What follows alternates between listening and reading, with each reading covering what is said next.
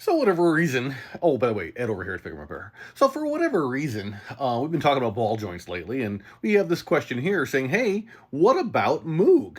Well, so we're talking about Motorcraft and other ball joint options, and so that's just creating this whole stir, right?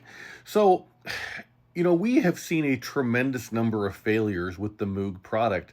It used to be that that wasn't the case. I don't actually know what changed, but something had to have. I don't know if they changed their manufacturing. I don't know if they have a quality control issue. I don't know if they changed their steel, but too many of you have told us that Moog is just, it's just not lasting. In fact, please put it in your comments. Please don't believe me. Believe the community. We're all in this together, fellas. And the token girl who's following us, probably, right? But the Moog product is, they've got the name. They absolutely do. Everyone knows Moog, who's in the space at all. But it just seems like something has slipped with them.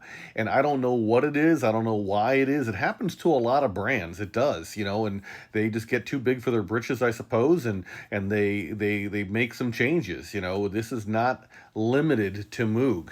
There have been other brands who have done similar things that we can talk about if you want. But the short answer is, we don't have a dog in this hunt, right? If you want Moog ball joints, we'll sell them to you. We want to tell you what our experience has been in a very unbiased way. We're very much vendor neutral, very much manufacturer neutral. I would say if you don't want to do it again, choose XRF. If you enjoy the possibility of doing it again, then maybe choose a different brand. But ball joints are not an easy task. I would not want to do the job again. I've done it once, and I'm good now, right? And most of us don't have lifts in our personal garage. Most of us, it is effort. And, if you're like me, you got a little gray stuff going on here. You're just like, I'm tired of this. I just want my crap to work. I want to install it once and be done and move on. This is a lot like my alternator install on my 6.7. I was like, you know what? I don't want to take a chance of it getting broken. I'm going to go ahead and I'm going to do it myself. And I think a lot of you guys feel the same way. You work on your stuff. There's a few different categories of you. Some of you work on your stuff because you're tired of letting other people work on stuff only to have it broke. Some people work on your stuff because you just don't have the money to have anybody else do it. And some of you are a combination of each. And, or you just enjoy it.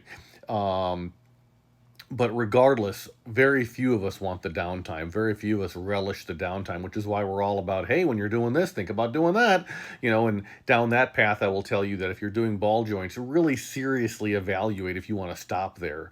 Just replace the whole freaking front end. It's not that much money in the grand scheme of things. And then everything's just starting over. When you got extra rattles, extra wiggles, extra everything up in there, it's not being kind to your tires. It's not being kind to anything. It's just, you're just literally shaking it apart, and just being able to have the solid feel of how it used to be when the truck was new. Yeah, stuff lasts longer. It's the same reason why I'm a fan of a product we don't even sell. Esco makes it, ESCO balancing beads. You can drop them in your tires. Pick them up on Amazon. Little 1 pound whatever it is to 5 pound whatever size it is bucket, and you just dump a couple of scoops of this stuff in your tires, and your tires will last longer. They will. Your steering wheel shake will probably go away, and life is pretty good. So we don't carry everything, but we carry a lot. And when we don't carry something, we got no problems telling you that and just give you the straight skinny on what's going on, at least from our experiences, either directly or through a bunch of you guys, right? So if one of you has a failure, okay, chalk it up. If two of you have a failure, okay. Well, about the 27th time, we're like, no, there's a pattern here. And that's what we've seen, sadly, with some of these other brands. And so that's what I would tell you. It's just our experience. Take it or leave it. I know you paid good money for that experience. Oh, wait, you didn't. That's awesome. But at any rate, I hope this helps somebody. And keep the questions coming. We appreciate it. FICMRepair.com. We're all in this together. Thanks.